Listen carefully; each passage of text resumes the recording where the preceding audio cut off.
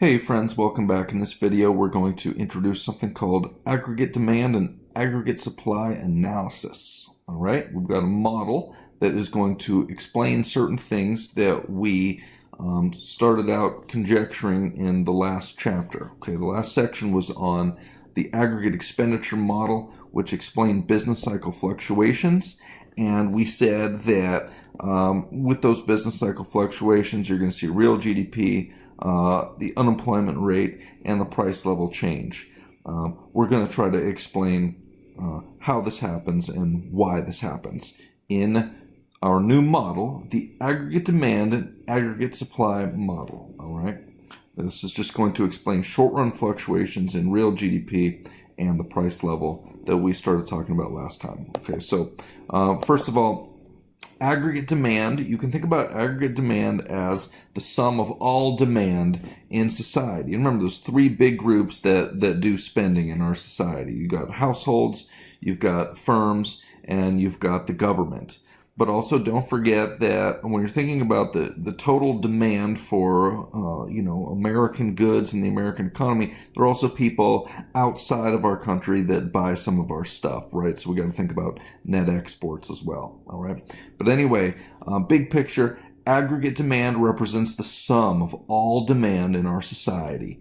Notice we have a downward sloping curve here, and that this curve is plotting the relationship between the price level and the amount of output.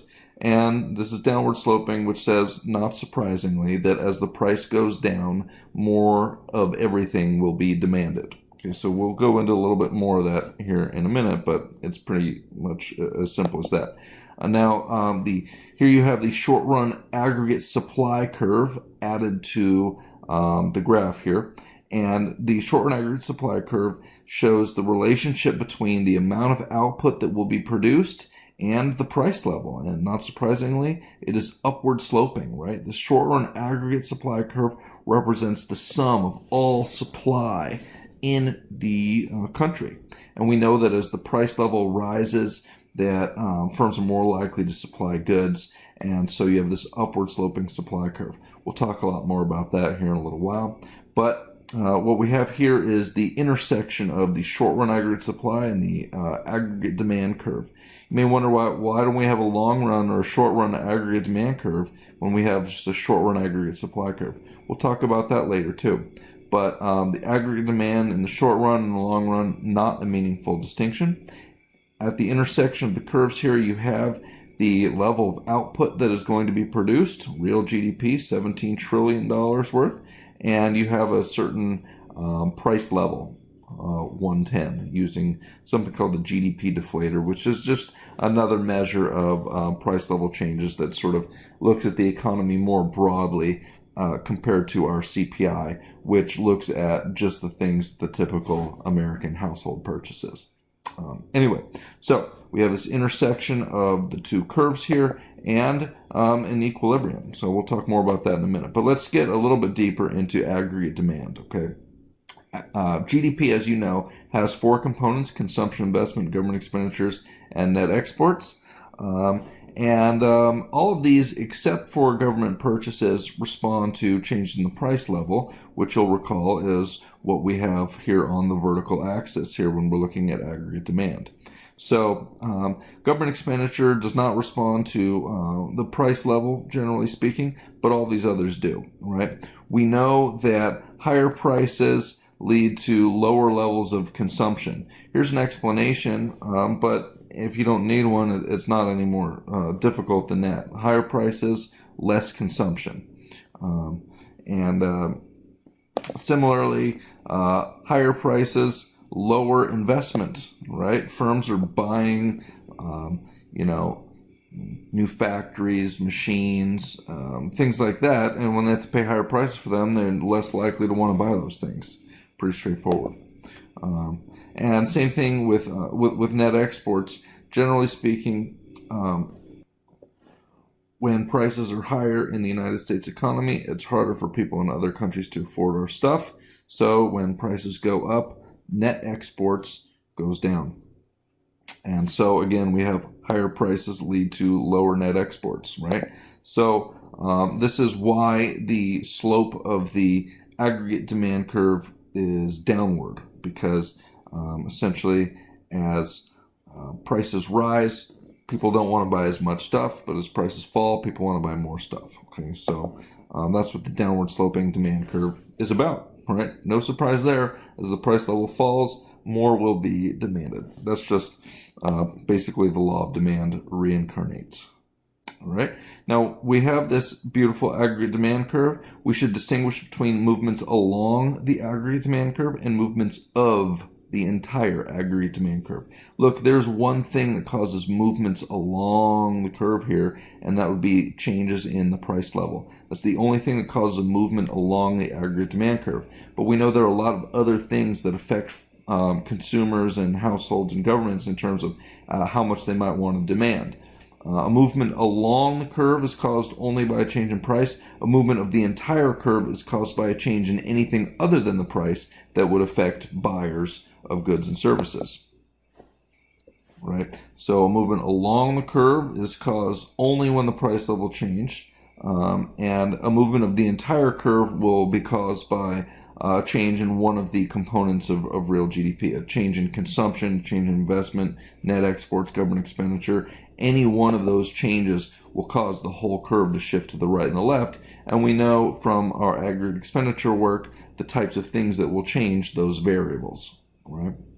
So this whole curve shifts to the right and the left with a change in consumption, investment, government expenditure, or net exports. We know lots of things cause changes in those variables, and maybe we'll talk about some of those here in a little while. Movements along the curve only caused by a change in the price level. Movements of the curve caused by a change in one of the components of real GDP. All right. So what might cause the whole curve to shift? Well, there are a number of government policies that might cause the whole curve to shift. One thing the government can manipulate is the interest rate. Actually, I would say the Federal Reserve has an effect on the interest rate. The Federal Reserve is the central bank of the United States. I generally try to distinguish them from the federal government just to avoid some confusion later, but they are still a part of the overall federal government. All right. Anyway, monetary policy is the set of actions the Federal Reserve takes to manage the money supply and pursue certain macroeconomic objectives, like economic growth,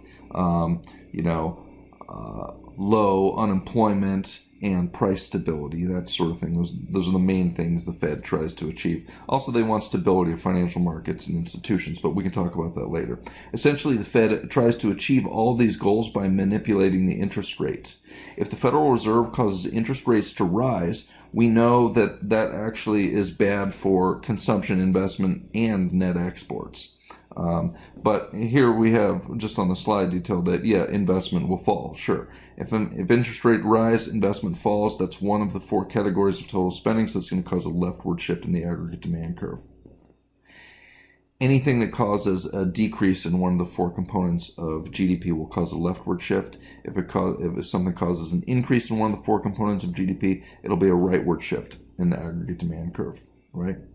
Fiscal policy is the other set of things that the government can do in addition to monetary policy that will affect the economy. But generally speaking, this is changes that the federal government makes to taxation laws and government purchases.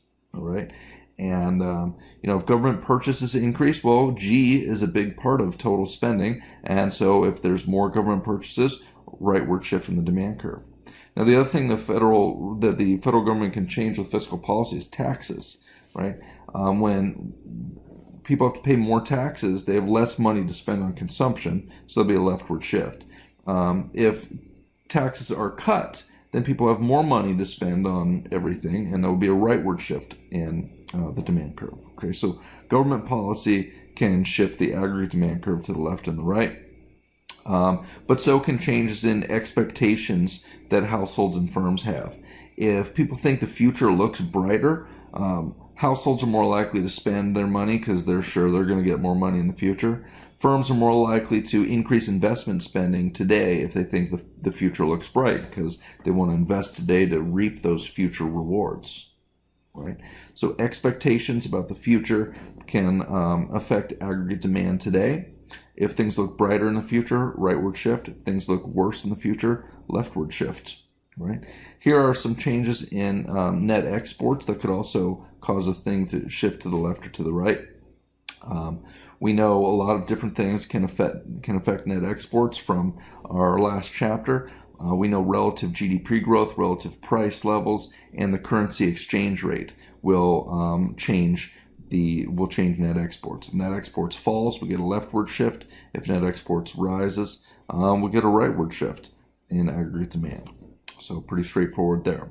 So lots of things can cause the aggregate demand curve to shift around to the left or to the right, mainly just changes in those 4 components of total spending. And we know from our last chapter there's a lot of things that cause those 4 components to change. Now moving along the aggregate demand curve is caused only by a change in the price level. All right.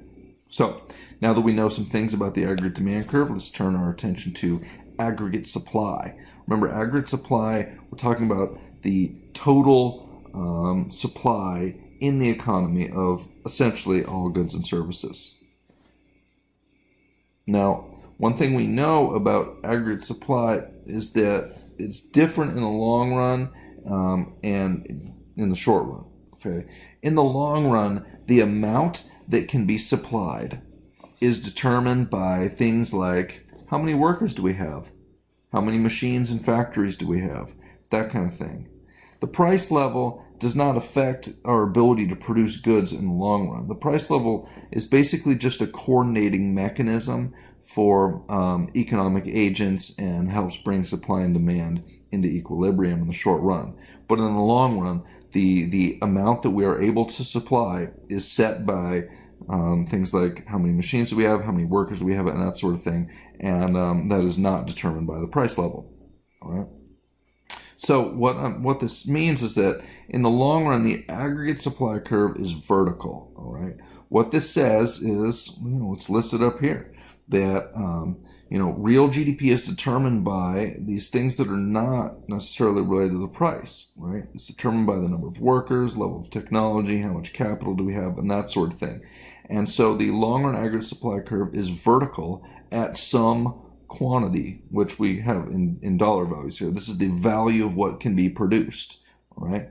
And it's not based on the price level. It's based on those other factors. How many workers do we have? How many machines? What's the level of technology? And that sort of thing. Now, generally speaking, the long-run aggregate supply curve, although it is vertical, should shift to the right. We typically see expansions in our ability to produce stuff, certainly assuming the population grows, which is not necessarily a valid assumption in the long run. And it may fall in the long run, actually. We'll see what happens. But we've seen increases for the last, couple hundred years here in the United States. But technology typically does increase. And so in the long run, you might think about this thing moving to the right. Although in the short run, this thing could move to the left for a lot of different reasons also. If there was like a plague that killed half the workers, well, we're not going to be able to supply as much stuff, so it'll be a leftward shift. There was a war that bombed all the factories, like, what happened in Germany at the end of World War II. Then that's going to seriously decrease the amount that economy is able to produce. So it can shift to the left, but barring these sorts of calamities, it probably just shifts to the right every year. So this quantity that can be produced here, the long-run aggregate supply quantity, this is the amount that would be produced when everyone is working who wants to work, when all of our factories are utilized at normal levels. And so this level of GDP, this is what we're able to produce. Sometimes it's called potential GDP, right? Just because we're able to produce this amount doesn't mean we might, for some stupid reason, be producing less. We can exceed this amount in a very short time period by running our factories over capacity, right? Like maybe hiring an overtime shift or a night shift or something like that. But in the long run, typically that doesn't happen. So this quantity, this amount of output that is produced here at the long-run aggregate supply level quantity, this is called potential GDP, or sometimes called full employment GDP. All right. Typically, it advances every year, but as I mentioned, it could decline if you had, for some reason, fewer workers or less capital, something like that. All right, so long-run aggregate supply curve is vertical. The short-run aggregate supply curve is not vertical. It is upward sloping. We're saying that it does respond to changes in the price level. You may recall our short-run aggregate supply curve right here from the third slide in this presentation. Yeah, it's upward sloping here. We're saying that, well, the price in the short run, as the price changes, that will affect the quantity that is supplied. Absolutely. If prices go up, typically firms enjoy those higher prices because they are selling output at those prices. Now, it's true that the firms have to pay, are affected by higher prices in a negative way also, because not only do they enjoy the higher price level from selling their output at a higher price, but the higher price level affects how much they pay for their inputs also. Okay, so one sort of weird thing about that, though, is that the prices of output tend to rise faster than the prices of input. And so it creates an environment where, in the short run, as prices go up, it's going to benefit firms because the price of their output rises faster than the prices that they pay for the inputs of production, right? So as the price of their output rises, the price of inputs will also rise, but more slowly. This creates a window in the short term for the firms to benefit and profit more from the overall price level rising, because the price of their output will rise faster than the price of their inputs, increasing their productivity in the short run. Sorry, I should say increasing their profitability in the short run. Now, when prices like the prices that firms pay for their inputs, like wages to workers, if prices don't respond quickly or, in response quickly to changes in supply and demand, we say that the prices are sticky. That just means that they're stuck where they were for some reason. Wages are typically a sticky price because salaries are usually only evaluated once a year for typical corporate jobs. Also, firms don't like to lower wages because it decreases morale. So when it's appropriate for wages to fall, a lot of times they just won't, because firms don't want to do that. They'll just wait for inflation to take place and will, instead of giving a pay cut, just won't give people a raise, even though the price level might be rising. So these sorts of sticky prices are what create the window for firms to be more profitable in the short run. The price of their output might not be sticky, but the prices of a lot of their inputs certainly are, in particular the wages of workers. So you've got some sticky prices for the price of inputs. Another reason that the short-run aggregate supply curve is upward sloping is that sometimes firms are slow to adjust the prices that they charge for their output. And a reason for that is because it costs money to change prices. The price to firms of changing prices are called menu costs. A menu cost is the cost of firms of changing prices. It's called that because you can imagine that a restaurant, when they have to change their prices, they have to print new menus, and they incur costs, the printing costs. That's why it has that name. Now, a lot of these price changes, people try to predict them. A lot of times, firms and workers negotiate future wage increases, especially labor unions. If there's a labor union associated with the production of goods or services, they oftentimes negotiate, the labor contract for several years in advance. So they're going to try to predict changes in the price level. But, a lot of times they're not very good at that. These are not professional economists, and even professional economists don't get this right. It's very difficult to predict the future, as you might imagine. Right? So, anyway, there are three total reasons that the short-run aggregate supply curve is upward sloping. Right? You got the sticky prices. A lot of times firms are slow to adjust wages because of wages are sticky, and you've got the menu costs. Right? So, if you didn't need any of those explanations, fine. You can just understand that when the price level increases, firms are going to want to supply more in the short run. When the price level falls, they want to supply less in the short run. That's just fine. So, Anyway, let us continue here. This slide just has some general stuff that I already mentioned to you, right? Contracts make some wages and prices sticky. Yeah, contracts, that's what happens here. When you're locked in, when you have a contract, you're locked into the price. So the price isn't going to be able to change in response to changes in supply and demand, right? Workers and firms don't do a good job of predicting. Yeah, I said that already. Firms are slow to adjust wages because, as I mentioned, salary reviews typically happen annually, and firms don't want to cut wages because it's bad for morale. I definitely said that. And menu costs, right? Firms don't like to change the price of their output because a lot of times that costs money. If it might make sense for a firm to make a small change in the price, it might not be worth the hassle, right? So anyway, all of these are reasons that the short-run supply curve might be upward, it is upward sloping. Now, just like the aggregate demand curve, we should distinguish between movements along the curve and movements of the entire curve, right? Here's a picture of your short and aggregate supply curve. Notice that what's on the horizontal axis, this is the vertical axis, sorry, is the price level. So the only thing that causes a movement along the curve is a change in the price level.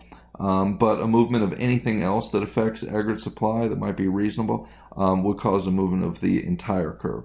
So along the curve is only price level. Movement of the curve is essentially anything that will affect firms. The main thing we're going to think about here is the costs of producing the output. So, as I mentioned, a change in price level causes movement along the curve. There are other factors that will cause the whole curve to shift, and we'll look at those, right? Here's an example of one. In this setting, what we've got here is firms and workers expecting the price level to rise in the future, right? Well, when they expect the price level to rise, then they're going to negotiate future wage contracts based on the assumption that prices are rising, and the labor unions are going to demand to get a raise in association with the price level rise so that the purchasing power stays the same, right? I mean, if I'm a labor union and I think prices are going to go up by 3% next year, I need to get at least a 3% raise so that I'm not actually worse off, right? Well, wages are a big expense to firms. So if everyone thinks the price level is going to rise in the future, the aggregate supply curve today is going to decrease because firms know that they got to pay higher costs for their workers in the future. Now, it's kind of strange, but one thing you'll notice if you imagine on this diagram here, the aggregate demand curve coming through, what's going to happen if we think the price level is going to rise in the future? Well, aggregate supply today decreases because firms know they have to pay those higher wages in the future, and that'll cause the leftward shift in the curve and an increase in the equilibrium price level. If people think price level is going to rise in the future, it will rise in the future because labor contracts will have those higher prices factored in. Firms have to pay those higher prices, and, well, they're going to have to increase the price of their output in order to pay them. So, widely held expectations of future price level increases are definitely self-fulfilling. It's one of the strange things. Anyway, lots of other things can cause these curves to shift around. Main thing you might want to think about here are costs to the firm, okay? If there's an increase in the labor force or capital stock, then that will result in more output being produced because when these things increase, it lowers the price of those things. It's just another way to think about it. Same thing when productivity increases, you get more output out of the inputs that you have, and so your costs of producing are lower. So generally speaking, if costs fall for any reason, rightward shift in the supply curve. If costs rise for any reason, leftward shift in the short-run aggregate supply curve. All right. So, more graphs saying exactly that. Inflation expectations. Or if people realize they previously underestimated the price level, well, then you got a price level increase, then, short-run aggregate supply curve is going to shift left, okay? So you've got,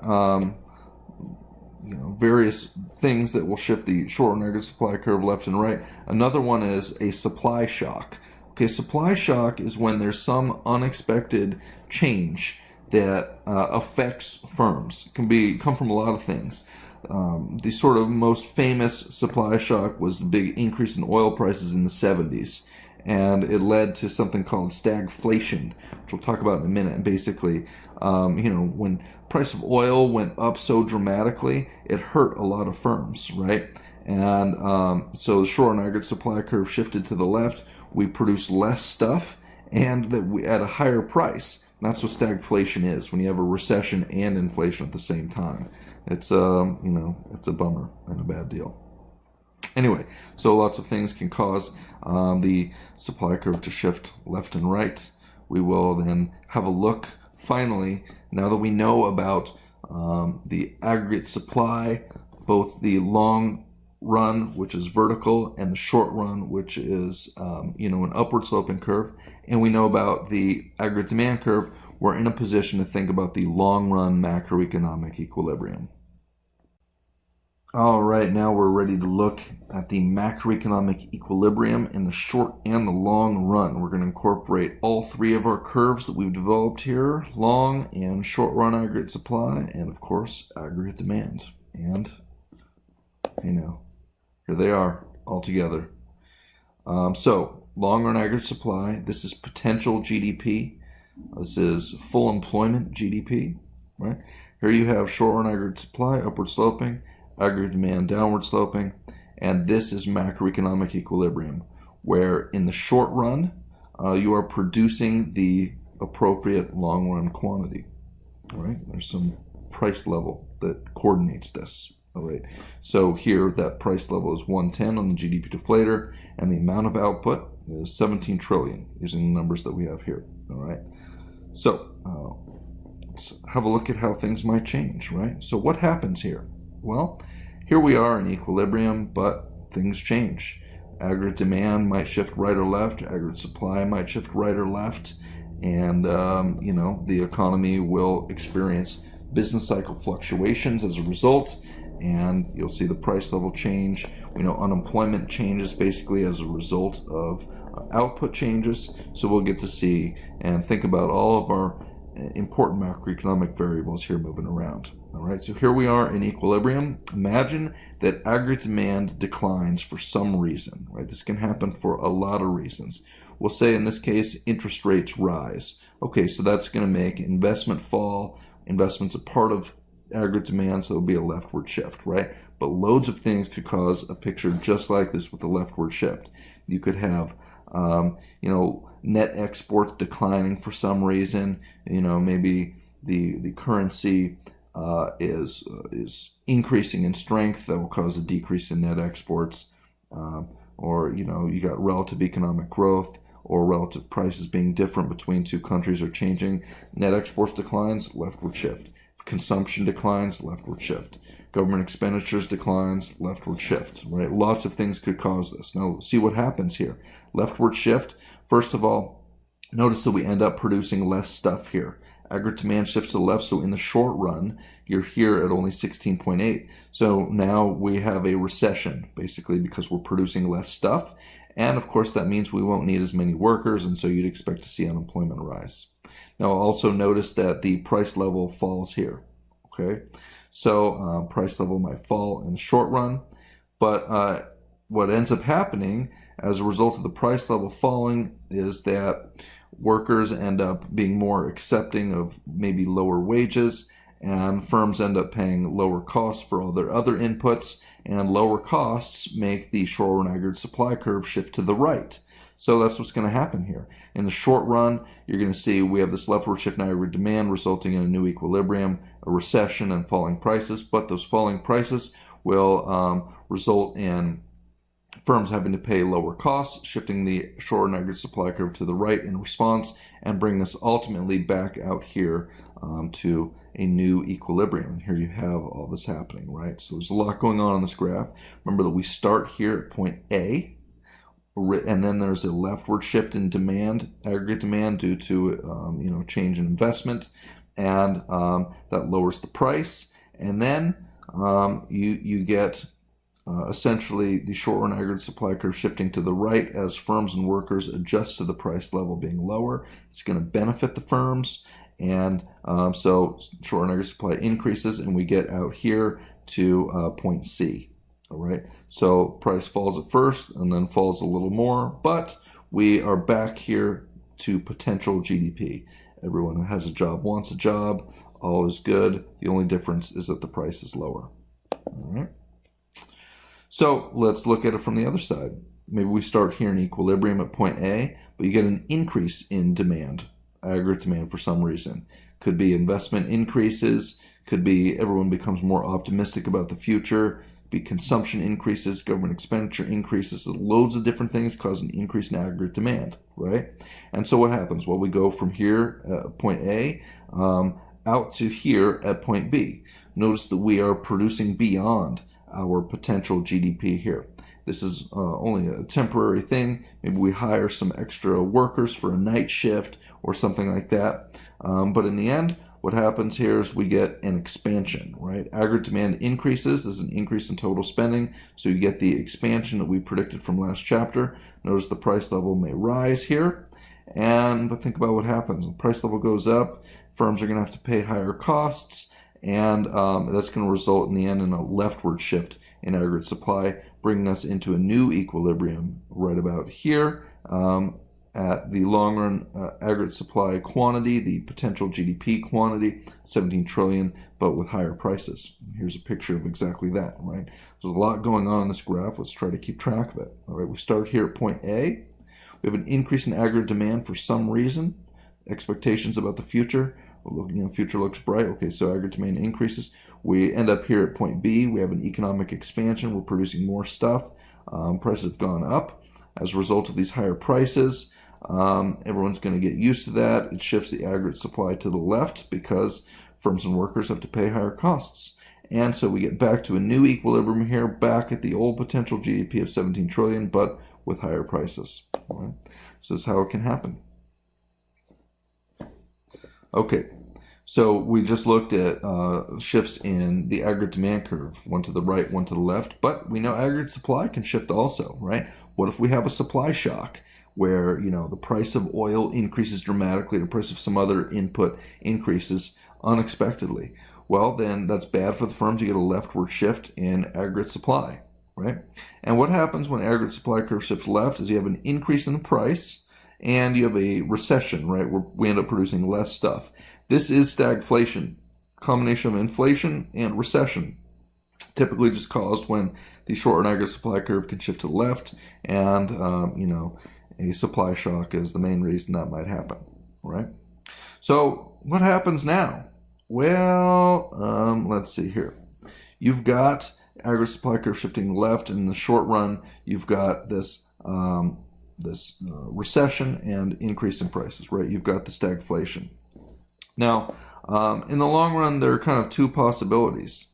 In the long run, well, the recession will create an environment where workers are willing to accept lower wages, and essentially the economy will go back to its old equilibrium. Right. This recession will force everyone to accept lower prices. That's good for the firms and shifts the short-run aggregate supply curve back to its original position and back to the equilibrium here at point A when you have a supply shock.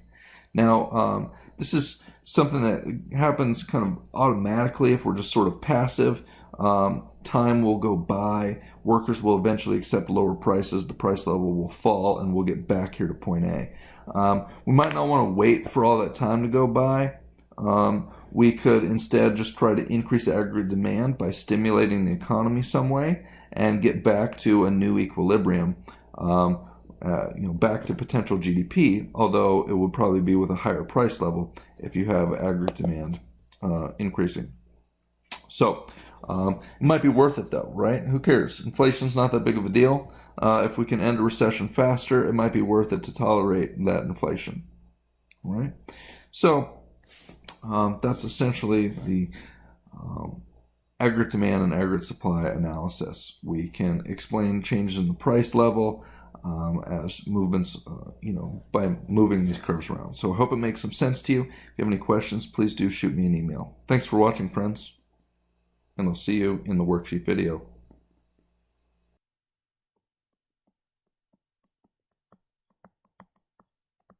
A Kearns production. All rights reserved.